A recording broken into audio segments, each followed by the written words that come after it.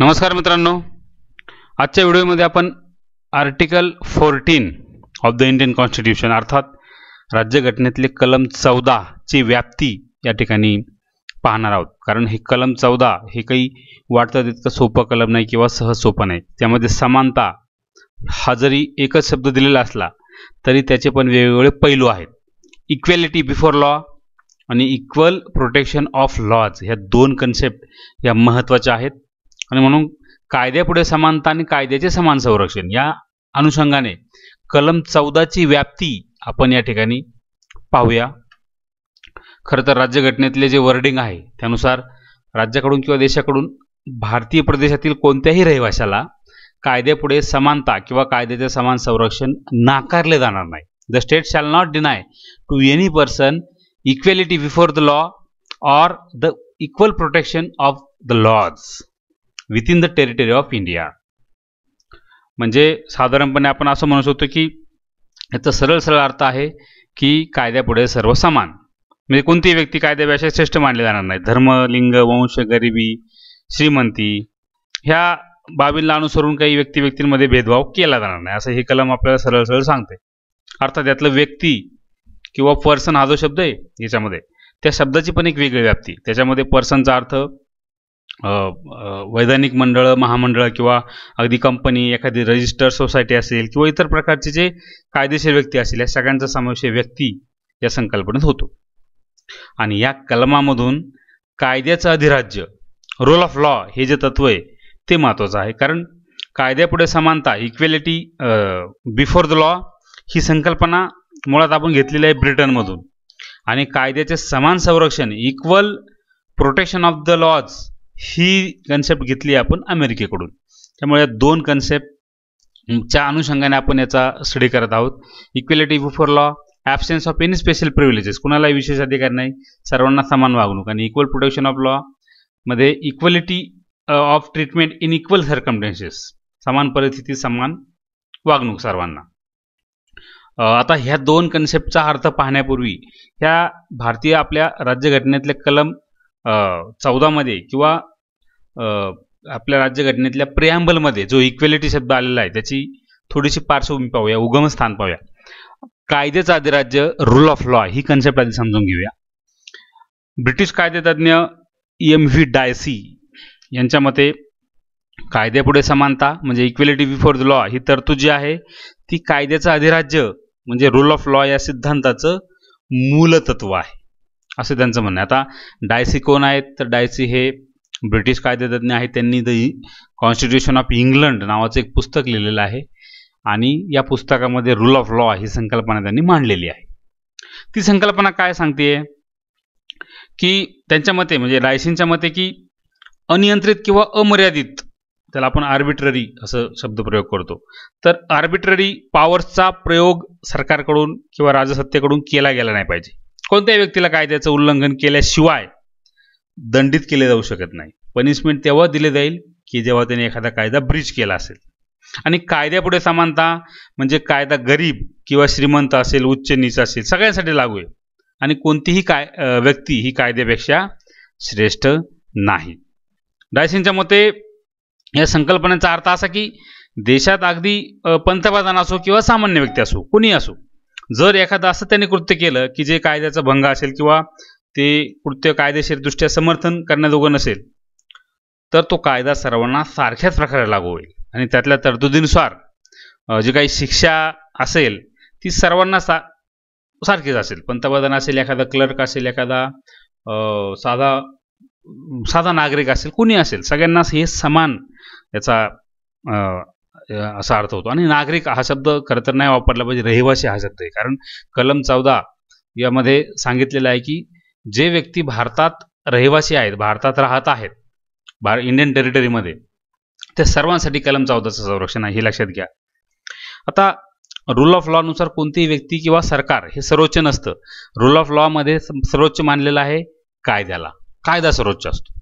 आता बघा भारतीय राज्यघटनेमध्ये रूल ऑफ लॉ कुठं प्रतिबिंबित होतोय तर आपल्या राज्यघटनेत रूल ऑफ लॉ ही संकल्पना आपल्याला प्रामुख्याने दोन ठिकाणी पाहायला मिळते. एक म्हणजे राज्यघटनेतल्या सरनाम्यात, हे जे सरनाम्यामध्ये जो अंतर्भूत समानता शब्द इक्वॅलिटी तर तो शब्द म्हणजे तिथे आपल्याला एक समानता येतात, equality of status and opportunity. इथं म्हणजे राज्यघटनेतल्या प्रस्तावनेत एकदा आपल्याला रूल ऑफ लॉचं तत्व पाहायला मिळतं, आणि दुसरं कुठे तर कलम 14 मध्ये, की जे आता आपण वाचलं की the state shall not deny to any person equality before the law or the equal protection of the laws within the territory of India. त्यामुळं राज्यघटनेतल्या ह्या दोन, आता प्रस्तावनेत तर आहेच, प्रस्तावनेविषयी आपण सविस्तर माहिती घेतलेलीच आहे. आता कलम 14 मध्ये हे जे समानतेचं तत्व आहे ते कशा प्रकारे एलॅबोरेट केलेलं आहे, कारण दोन महत्त्वाचे त्याच्या मुद्दे आहेत, इक्वॅलिटी बिफोर लॉ आणि equal protection of laws. Laws हा शब्द महत्त्वाचा आहे, अनेकवचनी शब्द आहे, तेही आपण पाहूया का आहे. आता कलम 14 मध्ये जे इक्वॅलिटी अंतर्भूत आहे, आपण आता ज्याची चर्चा केली, ती काय सांगते की समानता, समजा समानतेचे दोन पैलू आहेत. एक आहे असे कायदे नको आहेत की जे कायदे असमान वागणूक देतील, डिस्क्रिमिनरी ट्रीटमेंट देतील, असे कायदे नको आहेत समानतेमध्ये. म्हणजे असे कायदे की जे असमान वागणूक देतील, नागरिकांना भेदभाव करतील, असे कायदे नाही केले पाहिजे. आणि असे कायदे केले पाहिजेत की जे नागरिकांना समान वागणूक देतील किंवा समान पातळीवर आणतील, इक्वल प्रोटेक्शन ऑफ लॉ मध्ये समान वागणूक. म्हणजे असे कायदे नको की जे असमान वागणूक देतील, तेच आपण इक्वॅलिटी बिफोर लॉ या कन्सेप्टमध्ये समाविष्ट करू शकतो. आणि असे कायद्याची डिमांड आपण केली पाहिजे की जे कायदे सगळ्यांना समान वागणूक तरी देतील किंवा सर्वांना समान पातळीवर येण्यासाठी मदत करतील. असे कायदे वेळोवेळी तयार झाले पाहिजेत की जे आपण वेळोवेळी केलेले आहेत, आपण पुढे पाहणारच आहोत. तर त्यामधून इक्वल प्रोटेक्शन ऑफ लॉज हे तत्व प्रतिनिधित्व होतात. हेच आपण विस्तृतपणे आपण असं पाहू शकतो. म्हणजे कलम 14 मध्ये जे equality before law in Indian constitution दिलेलं आहे ते काय सांगतंय, आता मी मागाशी सांगितल्याप्रमाणे की इंग्लंडच्या मधून हीच कन्सेप्ट आपण घेतलेली आहे, आणि त्यानुसार न्यायालयासमोर किंवा कायद्यासमोर सर्व व्यक्तींना समान गणलं जातं. कोणालाही वेगळी वागणूक दिली जाणार नाही, सर्वांना समान वागणूक, समान शिक्षा. आपण बघा नेहमी पाहतो की न्यायदेवतेचा पुतळा जो आहे तो अशा प्रकारे डोळ्याला पट्टी बांधलेल्या अवस्थेत असतो नेहमी. तर त्याचा अर्थ काय होतो, त्याचा अर्थ असा होतो की म्हणजे आपण त्याला गमतीने म्हणतो लॉ विल बी ब्लाइंड, म्हणजे किंवा अंधा कानून असंही आपण त्याला म्हणतो. म्हणजे कायदा, पण त्याचा खरा अर्थ असा आहे की कायदा किंवा न्यायदेवता हे पाहत नाही की समोर कोण व्यक्ती आहे, श्रीमंत आहे, गरीब आहे, एखादा सेलिब्रिटी आहे का सामान्य व्यक्ती, एखादा पुढारी आहे, एखादा मंत्री आहे की सामान्य माणूस आहे, हे न्यायदेवता पाहणार नाही. न्यायदेवतेची नजर नेमकी कोणाकडे आहे हे कळू नये म्हणून न्यायदेवतेच्या डोळ्यावर पट्टी आहे की मी फॅक्टवर विश्वास ठेवणार आहे, समोरची व्यक्ती कोण आहे, त्याचं वजन किती आहे समाजात, या गोष्टीशी न्यायदेवतेला घेणं देणं नाही, असा त्याचा अर्थ होतो. म्हणून equality before law in Indian constitution मध्ये हे तत्व अंतर्भूत आहे की लॉ विल बी ब्लाइंड, आणि समान गुन्ह्यासाठी सर्वांना समान शिक्षा.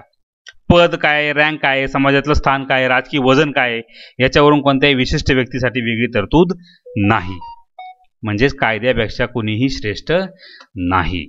आणि कलम 14 मधलं दुसरं equal protection of laws in Indian constitution, याचा अर्थ काय होतो की आता ही कन्सेप्ट मागे सांगितल्याप्रमाणे आपण USA कडून घेतलेली, अमेरिकेकडून घेतलेली, की प्रत्येक कायदा हा सगळ्यांना एकाच प्रकारे लागू झाला पाहिजे. हे काही गरजेचं नाहीये की म्हणजे प्रत्येक कायदा हा सगळ्यांना एकाच प्रकारे लागू झालाच पाहिजे, हा अट्टाहास आपण नाही केला पाहिजे. उदाहरणार्थ समजा आता आपण सचिन तेंडुलकरची फॅमिली पाहू शकतो की सचिन तेंडुलकर आहे, त्याला भाऊ आहेत, मात्र त्याच्या वडिलांनी सचिन लहानपणापासून जर क्रिकेटमध्ये रस दाखवत होता तर त्याला मग क्रिकेटमध्येच रमू दिलं, क्रिकेट खेळू दिलं.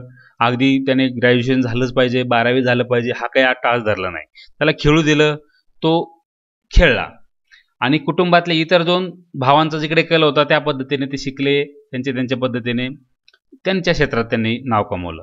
म्हणजे समजा सचिनच्या फॅमिलीने जर सचिनला आणि त्याच्या भावांना सारखीच वागणूक दिली असती की नाही तुझे मोठे भाऊ असं करतायत तर तुलाही तेच केलं पाहिजे, सर्वांना मी समान वागवणार, तुझ्यासाठी वेगळे नियम नाही किंवा तुझ्यासाठी वेगळी संधी नाही, तर सचिन घडला असता का? नाही. म्हणजे एखाद्या कुटुंबात ज्याप्रमाणे आपण एखाद्या आपल्या मुलांना ज्याप्रमाणे सर्वांना समान वागवू शकत नाही, वागवलं नाही पाहिजे, त्यांच्या विकासासाठी तसं केलं नाही पाहिजे, तसंच देशाला सुद्धा देशाचे विविध घटक असतात, विविध वर्गवारी असते, काही मागास असतात, काही आर्थिकदृष्ट्या दुर्बल असतात. तर अशा लोकांना जर वेगवेगळ्या पद्धतीने कायदे करून जर समान पातळीवर आणण्याचा प्रयत्न नाही केला किंवा त्यांच्या विकासाला वेगवेगळ्या कायद्यांनी हातभार नाही लावला तर त्यांचा विकास होणार नाही.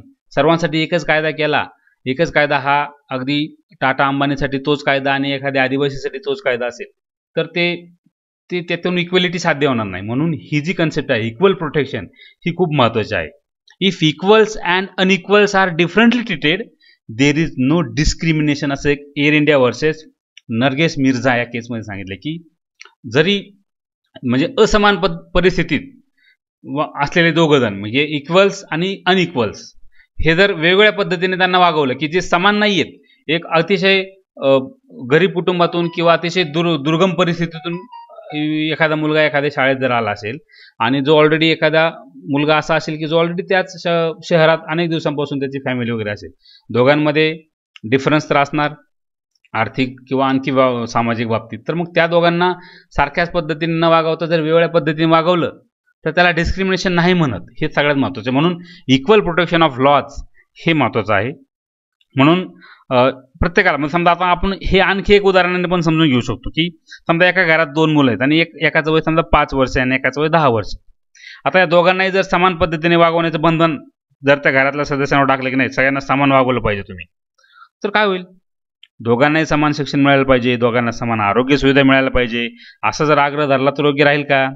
कारण दोघांनाही सारख्याच प्रमाणात समजा जेवण दिलं, 5वीच्या मुलाला पण 10वीचे किंवा 10वीच्या मुलाला 5वीचे जेवण दिलं किंवा 5वीच्या मुलाला 10वीचा अभ्यास करायला लावला, दोघांचंही वाटोळं होईल. तर मग हे काही जमणार नाही, त्यांचा विकास होणार नाही. त्यापेक्षा त्यांच्या गरजा, क्षमता ह्या ओळखून जर तसं वातावरण योग्य ते वातावरण जर आपण उपलब्ध करून दिलं तर त्यांचा विकास होईल. म्हणून इक्वल प्रोटेक्शन ऑफ लॉ हेच तत्व सांगतो की दोन व्यक्ती की ज्या समान नाही आहेत, असमान वातावरणातल्या आहेत, त्यांना लागू होणारा कायदा सुद्धा वेगळा पाहिजे. आणि तसं करणं हे काही कलम 14च्या समानतेच्या तत्वाचा भंग ठरत नाही. त्यांच्यासाठी आपण ते करायला लागतं. कारण डिस्क्रिमिनेशन कशासाठी? इक्वेलिटीसाठी. हे म्हणजे अर्थात डिस्क्रिमिनेशन शब्द पण नाही, तो वेगळा शब्द आहे. डिस्क्रिमिनेशन नव्हे तर क्लासिफिकेशन हा शब्द आपण वापरू शकतो. आणि म्हणून हे महत्त्वाचं आहे. इक्वेलिटी बिफोर लॉ आणि इक्वल प्रोटेक्शन ऑफ लॉ जे आपण आता पाहिलं त्यातला एकत्रित फरक आपण असं लक्षात घेऊ शकतो की इक्वेलिटी बिफोर लॉचा दृष्टिकोन हा नकारात्मक आहे. नकारात्मक म्हणजे कसा? काहीसा नकार म्हणजे कोणत्या गोष्टी नाही केल्या पाहिजेत हे त्यात सांगितलेले, त्यातून जनरलाइज केलेला आहे कायदा. हे जनरली ही काय नाही केलं पाहिजे हे जनरली सांगितलेले. म्हणजे कायद्याच्या दृष्टीने सगळेजण समान आहेत वगैरे वगैरे हा जो मुद्दा आहे की तो त्याच्यामध्ये अंतर्भूत आहे. आणि इक्वल प्रोटेक्शन ऑफ लॉजचा दृष्टिकोन सकारात्मक आहे, पॉझिटिव्ह आहे. त्याच्यात अपेक्षा आहे की आपण अशा कायद्यांचा आग्रह धरला पाहिजे, असे कायदे बनवले पाहिजेत की जे सर्वांना कायद्याचं समान संरक्षण उपलब्ध करून देतील. म्हणजे याच्यामध्ये काही विशिष्ट बाबींसंदर्भात कायदे बनवण्याची अपेक्षा केलेली आहे. समजा आता उदाहरणार्थ महिलांचे किंवा लहान मुलांच्या सुरक्षेसाठी किंवा कल्याणासाठी जर कायदे केले तर ते कलम 14चं भंग ठरेल का? नाही ठरणार. कारण त्यांच्या विकासासाठी त्यांना महिलांना किंवा बालकांच्या विकासासाठी म्हणून काही वेगळे कायदे केले पाहिजेत. लोककल्याणासाठी जर समाजातल्या विविध घटकांचं सामाजिक, आर्थिक किंवा लैंगिक स्थिती यानुसार जर वर्गीकरण करून त्या प्रत्येक घटकाचं कल्याण व्हावं यासाठी जर काही कायदे बनवले तर ते इक्वल प्रोटेक्शन ठरतं. आणि म्हणून अशा कायद्यांमुळे सगळ्यांना समान पातळीवर येऊन विकास करण्याची संधी मिळते. आणि समजा आता उदाहरणार्थ आपल्या IPC मध्ये पण बघा, IPC मध्ये आपल्या बालगुन्हेगारांसाठी वेगळ्या तरतुदी आहेत. म्हणजे 18 वर्षांच्या आतला जो मुलगा आहे त्याला बालगुन्हेगार कन्सिडर केलं जातं. अर्थात काही गंभीर गुन्ह्यांच्या बाबतीत आता 16 वर्ष वय केलेलं आहे, रेप किंवा मर्डरच्या बाबतीत. पण जनरली त्यांच्यासाठी मुलांसाठी वेगळा कायदा आहे. आपण निर्भया हत्याकांडात बघितले की एक त्यातला मायनर होता तर त्याला बाल गुन्हेगार ठरवून त्याला थोडीशी शिक्षा झाली आणि तो नंतर सुटला, पण बाकीच्यांना डेथ पेनल्टी झाली. तर याचा अर्थ असा की ह्यामध्ये हे वेगळेपण आहे की मुलांकडून झालेल्या कृती आणि प्रौढांकडून झालेल्या कृती याच्यामध्ये नक्कीच फरक आहे. म्हणून सर्वांसाठी एकच कायदा नाही, तर हे गरजेचं आहे किंवा हे अपेक्षितच. आणि हे केल्यामुळे काही कलम 14चा भंग ठरत नसतो. हे याच्यातले महत्त्वाची तरतूद आहे. आता बघा याच्यामध्ये एखादा कायदा हा रिझनेबल क्लासिफिकेशन केलेला आहे किंवा वेगवेगळ्या घटकांसाठी जे वेगवेगळे कायदे केलेले आहेत ते कायदे करण्यामागं सरकारची भूमिका योग्य आहे, वाजवी आहे किंवा सुगम्य आहे, हे हे तपासण्यासाठी दोन कसोट्या आहेत. एक त्याला आपण इंटेलिजिबल डिफरन्शिया असं म्हणतो आणि दुसरा आहे रॅशनल नेक्सस किंवा रॅशनल रिलेशन. बघा, आता लोककल्याणकार्यासाठी समजा समाज घटकांचं जर वर्गीकरण केलं शासनाने, सरकारने कायदे करण्यासाठी, तर मग हे वर्गीकरण हे बरोबरच केलेलं आहे हे कसं ठरणार? म्हणजे समजा महिला, बालक, अपंग, मागास, अल्पसंख्याक यांसाठी जर कायदे केले तर ते कलम 14चं उल्लंघन नाही ठरणार. ते आवश्यकच आहे, पण हे वर्गीकरण हे न्याय्य पद्धतीने झालेलं असलं पाहिजे. ह्यातला जो डिफरन्शिएशन जे आहे ते न्याय्य पद्धतीने झालेलं असलं पाहिजे, फेअर पाहिजे, जस्ट पाहिजे. कोणत्याही घटकावर अन्याय होता कामा नये याची काळजी घेतली पाहिजे आणि त्यासाठी इंटेलिजिबल डिफरन्शिया आणि रॅशनल नेक्सस या दोन कसोट्या आहेत. आणि ह्या कसोट्या कधी कोणत्या कायद्याने किंवा कोणत्या निकालातून ह्या स्थापित झाल्या तर 1951 साली मुंबई राज्य विरुद्ध बलसारा या केसमध्ये ज्या दोन कसोट्या किंवा हे दोन डॉक्ट्रिन्स प्रस्थापित झालेले आहेत की त्या म्हणजे मुंबई राज्य विरुद्ध FN बलसारा हा जो खटला होता, बॉम्बे प्रोहिबिशन ॲक्ट नावाचा एक ॲक्ट केला होता 1949 साली. त्याच्यामध्ये दारू किंवा अल्कोहोलयुक्त पदार्थ बाळगणे किंवा त्यांचा व्यापार करणे यासाठी काही निर्बंध राखलेले होते. तर ह्या बलसारा नावाच्या व्यक्तीने त्याच्या विरोधात न्यायालयात धाव घेतली की हे कसं, मला अल्कोहोलयुक्त पदार्थ मी बाळगूच होतो, हे कलम 1901G पण उल्लंघन ठरतं, कलम 14चं पण उल्लंघन ठरतं, तर हे कसं, म्हणजे हा कायदा रद्द केला पाहिजे अशा पद्धतीने याचिका त्याने न्यायालयात केली, उच्च न्यायालयात केली, नंतर सर्वोच्च न्यायालयात केली. तर त्या खटल्याच्या निवाड्या करताना जे तत्व प्रस्थापित झालं त्यात न्यायालयाने सांगितलं की एखादा कायदा, समजा बॉम्बे प्रोहिबिशन ॲक्टमधल्या काही तरतुदी तुम्हाला असं वाटतं की कलम 1901Gच्या किंवा कलम 14चं उल्लंघन करणारे आहेत, पण म्हणून मग तो सगळा कायदाच रद्द केला पाहिजे असं नाही. समानतेचं तत्व म्हणजे प्रत्येक कायदा हा युनिव्हर्सल अप्रोच असलेला आणि सरसकट सर्वांनाच लागू होणारा असला पाहिजे असं काही नाही. कायद्यामध्ये डिफरन्शिएशन असू शकतं आणि काही वेळा काही विविध वर्गातल्या लोकांच्या गरजांची पूर्तता करण्यासाठी त्यांना वेगवेगळ्या पद्धतीने वागवणे आवश्यक असते आणि त्यासाठी वेगवेगळे कायदे केले जाऊ शकतील, परंतु लोकांचे हे वर्गीकरण न्याय्य आणि योग्य पद्धतीने पण झालं पाहिजे. हे तत्व मुंबई राज्य विरुद्ध FN बलसारा केसमध्ये 1951 साली प्रस्तावित झालं होतं की जे ह्या समानतेच्या तत्वाची त्यातून ही दोन तत्व किंवा दोन कसोट्या, दोन टेस्ट कायद्याच्या ठरल्या की इंटेलिजिबल डिफरन्शिया आणि रॅशनल रिलेशन. एखादा कायदा करत असताना जर क्लासिफिकेशन केलं असेल तर ते रॅशनल असलं पाहिजे किंवा त्याच्यामध्ये असा दृष्टिकोन असला पाहिजे की दुसऱ्या घटकावर त्याच्यातून अन्याय नाही झाला पाहिजे. आता समजा इंटेलिजिबल डिफरन्शिया आणि रॅशनल नेक्सस या संकल्पना समजून घेण्यासाठी आपण अजून एक उदाहरण घेऊ शकतो. बघा की समजा एखाद्या शाळेत निबंध स्पर्धेचं आयोजन केलं आणि या निबंध स्पर्धेत 5वी पासून 12वी पर्यंतच्या विद्यार्थ्यांनी सहभाग घेतला आणि त्या निबंध स्पर्धेसाठी समजा विषय दिला असेल भारतीय राज्यघटनेतील धर्मनिरपेक्षता तत्वाची व्याप्ती. आता वयोगट हा जो विषय आहे तो सगळ्यात म्हणजे 5वीच्या मुलाला तोच विषय आणि 12वीच्या मुलाला तोच विषय. तर 5वीच्या मुलाला ह्याच्या संदर्भात फारसं काय लिहिता येईल का, 10 ओळीपेक्षा जास्त लिहिता येणार नाही. 12वीचा मुलगा बऱ्यापैकी लिहिल, 10वीचा मुलगा त्याच्यापेक्षा थोडंसं कमी लिहिल. पण मग विषय असा आहे की जो सर्वांना झेपणारा नाही. 12वीच्या मुलांना सोपं वाटेल, 5वीच्या मुलाला काहीच कळणार नाही. त्यामुळे असं करणं योग्य ठरलं का की सगळ्यांची बौद्धिक पातळी किंवा सगळ्यांचं निबंधाचं नॉलेज किती आहे, निबंधाची कला कोणाला किती अवगत हे पाहण्यासाठी सरसकट सगळ्यांना एकच विषय देऊन एकाच गटात टाकून जमेल का? मूल्यमापन होणार नाही. स्पर्धेचा निकाल लागला तर त्या 10वी 12वीच्याच विद्यार्थी बाजी मारतील साहजिकच. त्यामुळं मग या सर्वांचे जर समजा वेगळे गट केले 5वी 6वीचा एक गट, 7वी 8वीचा एक गट, 9वी 10वीचा एक गट, 11वी 12वीचा एक गट, असे जर वेगवेगळे गट केले, विषय सुद्धा गटनिहाय वेगवेगळे दिले आणि निकाल सुद्धा गटनिहाय लागला तर ते योग्य ठरेल. बरोबर आहे की नाही? म्हणजे इथं वर्गीकरण आणि फरक करणे म्हणजे डिफरन्शिएशन हे आवश्यक आहे. क्लासिफिकेशन आणि डिफरन्शिएशन. आणि हे डिफरन्शिएशन किंवा क्लासिफिकेशन मुलांच्या डिव्हिजन किंवा तुकड्या इयत्तांनुसार जर केलेलं आहे, त्यामुळे ते इंटेलिजिबल पण म्हणजे इंटेलिजिबलला आपण मराठीमध्ये बुद्धिगम्य किंवा सुगम्य असंही म्हणू शकतो आणि रॅशनलला आपण योग्य सुयोग्य असं म्हणू शकतो. तर अशा पद्धतीने हे तत्व आहे.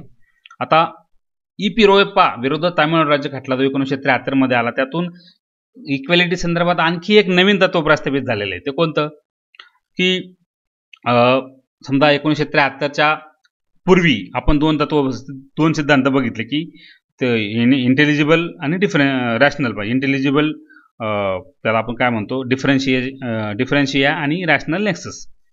पण सर्वोच्च न्यायालयाला हा सिद्धांत खूप नकारात्मक वाटला आणि प्रतिबंधित स्वरूपाचा वाटला सुरुवातीला. आणि 73 मध्ये ई पी रोयप्पा विरुद्ध तामिळनाडू राज्य या खटल्यात निवाडा देत असताना त्यावेळेचे सरन्यायाधीश अजितनाथ रे यांच्या नेतृत्वाखाली जे खंडपीठ होते, न्यायमूर्ती पालेकर, न्यायमूर्ती चंद्रचूड, न्यायमूर्ती भगवती, न्यायमूर्ती कृष्णा अय्यर यांच्या खंडपीठाने राज्यघटनेतल्या कलम 14ची व्याप्ती आणखी विस्तृत केली.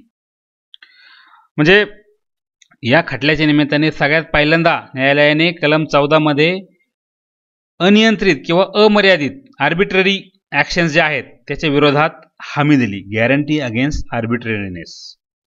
आणि म्हणजे हे तत्व त्यात नवीन टाकलं, की कायदा हा गॅरंटी अगेन्स्ट आर्बिट्ररीनेस त्यात असलं पाहिजे तत्व. इक्वेलिटी बिफोर लॉची ही जी व्याप्ती आहे ती अशा पद्धतीने वाढवली. एखादा कायदा या वरच्या 2 कसोटीवर टिकला म्हणजे तो योग्यच असेल असंही नाही.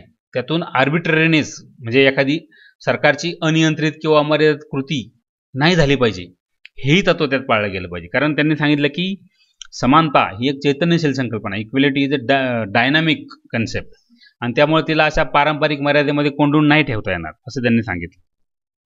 आणि बदलत्या काळानुसार समाजाच्या गरजा बदलत जातात, लोककल्याणाचा अर्थ बदलत जातो. त्यामुळे एखादा कायदा लोककल्याणकारी आहे आणि म्हणून तो समानतेच्या कसोटीवर सुद्धा उतरतोच असं मानता नाही येणार. म्हणून इक्वालिटी बिफोर लॉ म्हणजे कायद्याचं अधिराज्य, रूल ऑफ लॉ, आणि नैसर्गिक न्यायाचं तत्व म्हणजे नॅचरल जस्टिस यांचं दोघांचं सह अस्तित्व म्हणजे इक्वेलिटी बिफोर लॉ, हे या 73च्या केसमध्ये न्यायालयाने सांगितलं. आणि तेव्हापासून मग इक्वेलिटी बिफोर लॉ या कन्सेप्टमध्ये आणखी कशाचा समावेश झाला, गॅरंटी अगेन्स्ट आर्बिट्ररीनेस आणि नॅचरल जस्टिस. आता पुढे 1978 साली मनेका गांधी केस झाली. आपण मनेका गांधी केसविषयी मागच्या एका व्हिडिओमध्ये पाहिलेलं आहे. तर त्या केसमध्ये ते केस का झाले, काही झाले जाऊ द्या, पण त्या केसमध्ये समानतेच्या अनुषंगाने काय सांगितलं, तर सांगितलं की राज्याची कोणतीही कृती ही आर्बिट्ररी नसली पाहिजे, अमर्यादित नसली पाहिजे. आणि कलम 14 मध्ये फेअरनेस हे तत्व सुद्धा समाविष्ट होतं. आणि राज्याची कोणतीही कृती ही जर आर्बिट्ररी असेल तर त्याचा अर्थ असा होतो की समानतेच्या तत्वाचे ते विरोधात आहे. एकदम दोन्ही विरोधी गोष्टी आहेत. आर्बिट्ररीनेस आणि इक्वेलिटी ह्या 2 विरोधी गोष्टी एकत्र असू शकत नाही. तुम्ही इक्वेलिटीसाठी आर्बिट्ररीनेस करत असाल तर ते चुकीचं आहे. हे मनेका गांधी केसमध्ये न्यायालयाने सांगितलेलं आहे. म्हणजे आपण आता काय बघितलं की FN बलसारा मुंबई राज्य विरुद्ध FN बलसारा जे केस आहे त्या खटल्यातून 14शी संबंधित जे जुनं तत्व प्रस्थापित झालं होतं की त्यात इंटेलिजिबल डिफरन्शिया आणि रॅशनल नेक्सस या 2 टेस्ट होत्या, कायद्याच्या टेस्ट, की ज्या कायदा हा इक्वेलिटीशी इक्वल आहे की नाही, इक्वेलिटी तत्व प्रस्थापित करतो की नाही. त्यानंतर मग हे ई पी रोयप्पा विरुद्ध तामिळनाडू राज्य या खटल्यात वाजवीपणा म्हणजे रिझनेबलनेस हे आणखी एक कसोटी त्यात आली. त्यामुळे या 3ही कसोटी मिळून आपण असं म्हणू शकतो की intelligible differentia plus rational nexus plus reasonableness हे जर सगळं 3 गोष्टी ॲड केल्या तर हे आता अस्तित्वात होते ते न्यू डॉक्ट्रिन ऑफ इक्वेलिटी सांगते की त्याच्यामध्ये इंटेलिजिबल डिफरन्शिया पण असला पाहिजे एखाद्या कायद्यामध्ये, रॅशनल नेक्सस पण असला पाहिजे त्या कायद्यामध्ये, आणि रिझनेबलनेस असला पाहिजे कायद्याचा, तर ते इक्वेलिटीशी तत्वाशी संबंधित असतं. आता हे झालं कलम 14 मध्ये असा अंतर्भूत असलेल्या गोष्टी. की मग आता कलम 14चा अर्थ काय घेऊ शकतो आपण, की 2 गोष्टी, की इक्वेलिटी बिफोर लॉ आणि equal protection of the law, ह्या दोन्ही गोष्टी आपण या ठिकाणी क्लिअर केल्या. अर्थात कलम 14ला काही अपवाद पण आहेत. म्हणजे इक्वेलिटी जरी सगळ्यांसाठी असली, आपण म्हटलो की कुणी असो, कायदा सगळ्यांना समान आहे, कुणाला काही विशेष अधिकार नाही, कायद्यापुढे सर्व समान, तरी पण राज्यघटनेनेच काही अपवाद करून ठेवलेले आहेत. की समजा भारताचे राष्ट्रपती आणि राज्यपालांना काही विशेष अधिकार दिलेले आहेत कलम 361 नुसार, की ते जरा विशेष पर्सन्स आहेत, त्यामुळे त्यांना इतरांपेक्षा जरा थोडीशी वेगळी ट्रीटमेंट मिळायला पाहिजे. आणि म्हणून राष्ट्रपती आणि राज्यपालांना त्यांच्या कार्यकाळात त्यांनी पार पाडलेल्या अधिकार आणि कर्तव्य याच्या बाबतीत कोणत्याही न्यायालयात स्पष्टीकरण देण्यासाठी ती आन्सरेबल नाही आहेत. दुसरी गोष्ट, राष्ट्रपती आणि राज्यपालाच्या विरोधात त्यांच्या कार्यकालादरम्यान कसल्याही स्वरूपाची फौजदारी कारवाई करता येत नाही. त्यांच्या कार्यकालादरम्यान त्यांना अटक किंवा कारावास व्हावा यासाठी कोणत्याही न्यायालयातून कसलीच प्रोसेस सुरू होऊ शकत नाही. आणि त्यांच्यावर त्यांच्या कार्यकालादरम्यान त्यांच्या परवानगीशिवाय कोणत्याही न्यायालयात दिवाणी दावा सुद्धा दाखल करता येणार नाही. आणि जर समजा एखाद्या दिवाणी दावा खटला समजा चालवायचाच असेल तर त्यांना याबाबतची सूचना देऊन 2 महिने झाल्यानंतर मग तसं करता येईल. हे महत्त्वाचं यातलं आहे. म्हणजे हे राष्ट्रपती राज्यपालाला काही विशेष अधिकार दिलेले आहेत, कारण ते राष्ट्राचे किंवा एखाद्या राज्याचे प्रमुख आहेत, घटनात्मक प्रमुख आहेत. आणखी कोणाकोणाला थोडंसं अपवाद केलेलं आहे तेही लक्षात घ्या. एखादी अशी व्यक्ती असेल की जी पेपर्समधून किंवा रेडिओ किंवा न्यूज चॅनल यांच्या माध्यमातून जर संसदेचे किंवा राज्य विधिमंडळाच्या कोणत्याही एखाद्या सभागृहात जे काही कामकाज झालं त्याचं सत्य वृत्तांत जर तो दाखवित असेल किंवा त्याच्याबद्दल अगदी तंतोतंत खरी माहिती जर लिहित असेल पेपरमध्ये, तर त्याच्यावर कोणत्याही प्रकारचा दिवाणी किंवा फौजदारी खटला न्यायालयात चालवला जात नाही. कलम 361 क मध्ये सांगितलेले. म्हणजे संसदेच्या विधिमंडळाच्या अधिवेशनामध्ये किंवा संसदेच्या अधिवेशनात जे काही कामकाजात झालं शब्दशः त्यांनी तसं जर लिहिलं तर त्यात काहीच प्रॉब्लेम नाही. पण म्हणूनच बघा, आपण कधी कधी ऐकतो की सभापती सांगतात की आमका शब्द कामकाजातून वळवून टाका. कधी कधी काही काही वक्तव्य भडक होतात, काही काही एक अर्वाच्य शिवीगाळ पण होते, तर ते शब्द काढून टाकले जातात. मग काढून टाकलेले शब्द याचा अर्थ असा की ते कायमचेच काढून टाकायचे, की ते पेपरमध्ये किंवा न्यूज चॅनलवर सुद्धा दाखवायचे नाहीत किंवा त्या संदर्भात लिहायचं नाही. आणखी पण मग एखादा जर खरोखर वृत्तांत दाखवत असेल, काही त्यात चुकीचं नसेल, ॲक्च्युली ॲज इट इज, तर त्याच्यावर काही कोणी खटला भरू शकत नाही. पुढचं की संसदेत किंवा त्याच्या एखाद्या समितीमध्ये संसदेच्या कोणत्या एखाद्या सदस्याने वक्तव्य केलं किंवा एखादं मत नोंदवलं तर त्याच्याविरोधात सुद्धा कोणत्याही न्यायालयात तक्रार करताना नाही कलम 105 मध्ये सांगितले. आणि असंच राज्य विधिमंडळाच्या बाबतीत पण आहे, ते कलम 154 मध्ये सांगितलेलं आहे. कलम 31C हे कलम 14ला अपवाद आहे असं आपण जनरली बऱ्याच वेळेस ऐकतो. त्यानुसार राज्याने किंवा देशाने कलम 31 मधले जे उपकलम आहेत, उपकलम बी आणि उपकलम सी, या मार्गदर्शक तत्वांच्या अंमलबजावणीसाठी जर कायदा केला तर असा कायदा कलम 14चा भंग करतो. या मुद्द्याच्या आधारे त्याला कोणत्याही न्यायालयात आव्हान देता येणार नाही. जिथं कलम 31C येतं तिथं कलम 14 लोप पावतं. हे संजीव कोक मॅग्निफाईड company versus Bharat coking coal limited या खटल्यात सर्वोच्च न्यायालयाने असं निवड दिला आहे की कलम 31C जर आलं की जे जनकल्याणासाठी एखादं कायदा करणं आवश्यक वाटलं सरकारला, पण त्याच्यामुळं माझ्या कलम 14च्या समानतेच्या तत्वाचा भंग झाला असं जर कोणी मुद्दा त्याला अडथळा आणला तर ते जमणार नाही असं न्यायालयाने सांगितलं. विदेशी सार्वभौम शासक असतील, राजदूत असतील, डिप्लोमॅटिक व्यक्ती असतील, त्यांच्यावर सुद्धा दिवाणी आणि फौजदारी खटले दाखल करता येत नसतात. आणि आणखी सगळ्यात शेवटचं म्हणजे संयुक्त राष्ट्र आणि त्यांच्या एजन्सी यांना सुद्धा या खटल्यात बसून अशा प्रकारच्या खटल्यांपासून मुक्तता आहे. आता मधल्या काळात सिटिझनशिप अमेंडमेंट ॲक्ट केला बघा, आणि त्या ॲक्टच्या वेळेस सुद्धा बऱ्याच लोकांनी असा दावा केला की कलम 14चा या ॲक्टमुळे भंग होतोय.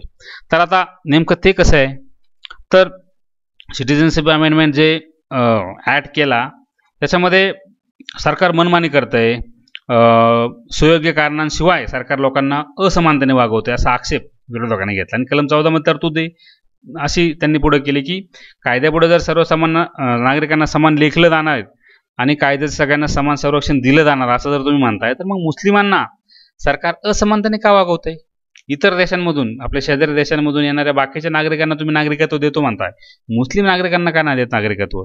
असं त्यातून विरोधकांनी मुद्दा उपस्थित केला. आणि सरकारची ही मनमानी आहे ह्याच्यातून दिसते आहे. आणि सरकार केवळ मोजक्याच प्रदेशातून आलेले आणि काही मोजक्याच लोकांना नागरिकत्व देत आहे आणि हे कलम 14चा भंग ठरतो. आता त्याच्यावर सरकारने स्पष्टीकरण केलं की CAAच्या माध्यमातून ज्यांना अजून नागरिकत्व द्यायचं आहे, जे अजून भारतात यायचे आहेत, त्यांचं अजून आपलं नागरिकत्व द्यायचं आहे का नाही द्यायचं हे अजून बाकी आहे. ते अजून भारतात येणं बाकी आहे. आणि त्यांच्या बाबतीत कलम 14 मधल्या तरतुदी अजून लागूच झालेल्या नाहीत. भारतात आल्यानंतर, इथं राहायला लागल्यानंतर कलम 14चं प्रोटेक्शन त्यांना आहे ना. आता सध्या जे पाकिस्तान किंवा इतर देशांमध्ये बसलेले हिंदू नागरिक आहेत त्यांना काय कलम 14चं प्रोटेक्शनच नाही. ते आल्यानंतर होईल.